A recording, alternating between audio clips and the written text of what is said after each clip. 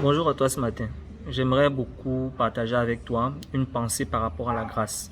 Généralement, la grâce, lorsque nous en parlons, nous la définissons comme étant une faveur imméritée. La grâce est une faveur imméritée. Et cette définition est une définition qui est excellente parce que justement, elle nous permet de comprendre que nous ne méritons pas la grâce que nous obtenons. Dans la vidéo d'aujourd'hui, j'aimerais te montrer toutefois que le lien entre la grâce et le mérite, n'est-ce pas, la grâce et le mérite est beaucoup plus subtil que ça. C'est-à-dire que nous pouvons obtenir ou nous obtenons les choses de Dieu grâce à notre mérite, mais ce mérite-là, nous pouvons en jouir à cause de la grâce. Tu vas comprendre. Lorsqu'on parle de la notion de mérite, la méritocratie, ça veut dire que nous obtenons quelque chose parce que nous le méritons. Nous avons fait quelque chose qui nous qualifie à obtenir cela. Et nous pouvons retrouver dans une histoire particulière de la Bible, Luc chapitre 7, verset 1 à 5. Luc chapitre 7, verset 1 à 5. Là, c'est l'histoire de ce centenier qui avait un serviteur qui était malade. Il a envoyé des gens venir appeler le Seigneur Jésus qui était de passage. Les anciens du peuple sont venus auprès de Jésus et ont fait des instances et des supplications auprès de Jésus pour qu'il lui accorde cette faveur-là en disant, et c'est ça qui m'amène à utiliser ce verset, accorde-lui cette faveur-là parce qu'il le mérite. Accorder une faveur parce qu'il mérite. Si c'est une faveur, c'est qu'il n'y a pas de mérite. Accorde cette faveur parce qu'il mérite. Et Jésus le fait. Ça veut donc, cette histoire nous permet de comprendre qu'il y a un lien entre le mérite et la grâce. Et j'aimerais nous faire comprendre que si la grâce est une faveur imméritée, nous devons comprendre en quoi elle est imméritée. La grâce n'annule pas notre mérite terrestre. Prenons par exemple ce monsieur. Pourquoi est-ce que les anciens du peuple disaient qu'il le mérite? Parce qu'il a aidé à construire des synagogues et il aimait le peuple, il aidait le peuple. Donc, il avait des mérites terrestres. Mais pourquoi est-ce que, mais qu'est-ce que la grâce nous dit? La grâce nous dit que tous nos mérites terrestres, c'est bien beau, mais nous avons un problème. Notre problème, c'est que nous sommes pécheurs et qu'à cause de notre péché, nous sommes condamnés, donc nous ne méritons absolument rien. En tant que pécheurs, ce que nous méritons, c'est la mort. Le salaire du péché, c'est la mort. Donc, nous méritons la mort et rien d'autre de Dieu. Dieu n'est pas obligé de nous donner quoi que ce soit à cause de notre péché. Mais le Seigneur va choisir de lui-même, va décider de ne pas regarder, et c'est ça la grâce, il va choisir de ne pas regarder à notre péché, mais va plutôt regarder à notre mérite. Donc c'est un choix. Pourquoi est-ce que c'est une faveur imméritée? Parce que c'est une faveur qui vient du choix de Dieu, du choix délibéré de Dieu, de ne pas regarder à notre péché, mais de regarder plutôt à notre mérite. Et nous l'obtenons parce que le Seigneur Jésus-Christ, par son sang, a couvert nos péchés. Par son sang versé, a couvert nos péchés. Donc lorsque nous l'acceptons dans notre vie, nous nous rendons compte que nos péchés sont couverts et le Seigneur ne regarde qu'à nos mérites. Donc la grâce n'annule pas le fait pour nous de devoir accomplir des choses, faire des choses, avoir une certaine vie, parce que la grâce n'est pas une invitation à plus de péché, mais c'est une invitation à une meilleure vie, parce que désormais le Seigneur a choisi de ne regarder qu'à nos bons côtés et de mettre, n'est-ce pas, sous couverture nos péchés. Et pourquoi c'est important? Je vais vous prendre une analogie très simple. Imaginez vous êtes un enfant, ou bien vous êtes appelé à passer un examen. Vous n'êtes pas obligé d'être un enfant pour cela. Vous êtes obligé à passer un examen, n'est-ce pas?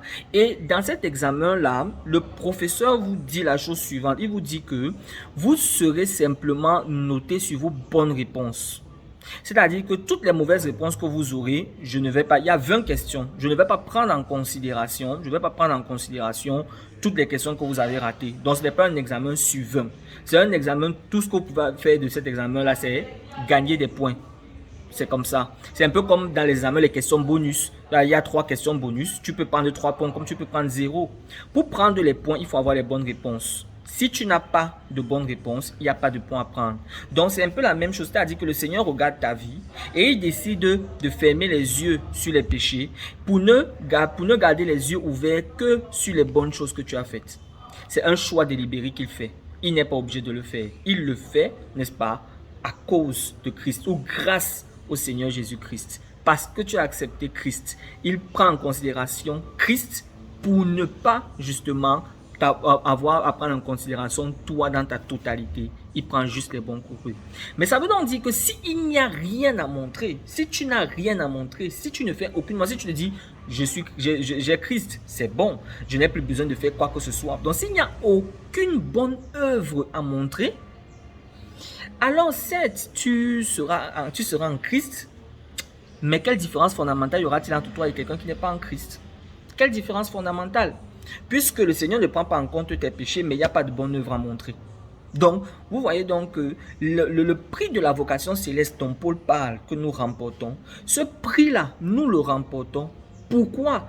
Parce que justement, nous combattons le bon combat. Nous allons et nous accomplissons notre vocation. Nous mettons la parole en pratique. Nous faisons du bien autour de nous. Nous utilisons nos dons et nos talents, n'est-ce pas, pour l'intérêt général. Nous faisons des choses autour de nous. Nous apportons du bonheur autour de nous autant que nous en sommes capables. Nous faisons de notre mieux avec nos imperfections. Mais le Seigneur choisit de ne pas regarder nos imperfections pour regarder à ce que nous avons fait de bien. Et c'est ça en fait le tribunal de Christ. C'est-à-dire que le tribunal de Christ qui est réservé, on appelle ça le tribunal Béma. C'est-à-dire ce tribunal-là où tous les croyants vont se retrouver. Ce ne sera pas un tribunal où le Seigneur va regarder à nos mauvaises actions, mais il va nous donner, n'est-ce pas, il va nous donner des récompenses à cause de tout ce que nous avons fait de bien. Et c'est une grâce.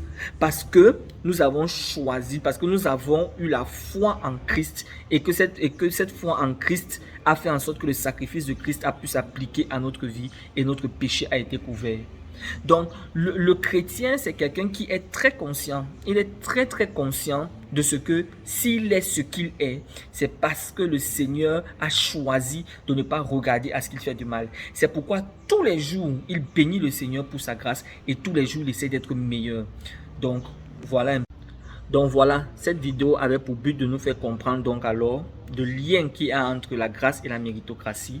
La grâce n'annule pas la méritocratie, mais il faut comprendre l'élément que la grâce touche. C'est-à-dire que toutes nos bonnes œuvres sont annulées par nos mauvaises œuvres. Donc nos bonnes œuvres ne nous qualifient pas à la faveur de Dieu. Mais la grâce de Dieu agit dans nos vies en sorte que nos bonnes œuvres ne sont plus annulées parce que nos mauvaises œuvres sont couvertes par le sang de Christ. C'est une grâce. Maintenant, le Seigneur ne regarde qu'à nos bonnes œuvres pour pouvoir, n'est-ce pas, agir dans notre vie, nous accorder sa faveur. Donc, c'est très, très, très important ce que je vous dis. Et j'espère que si vous avez quelques questions ou si vous avez d'autres éléments à apporter, je vous invite à le faire en commentaire. Restons juste respectueux. Personne n'a la science infuse. Il n'y a personne qui connaît la Bible mieux que tout le monde, qui a tout compris. Chacun est libre de poster, n'est-ce pas, sa compréhension. Et j'aimerais pouvoir établir comme ça une discussion. On peut discuter ensemble. Je n'ai pas dit qu'on va se disputer. On peut discuter et ensemble essayer de s'améliorer. Bonne journée.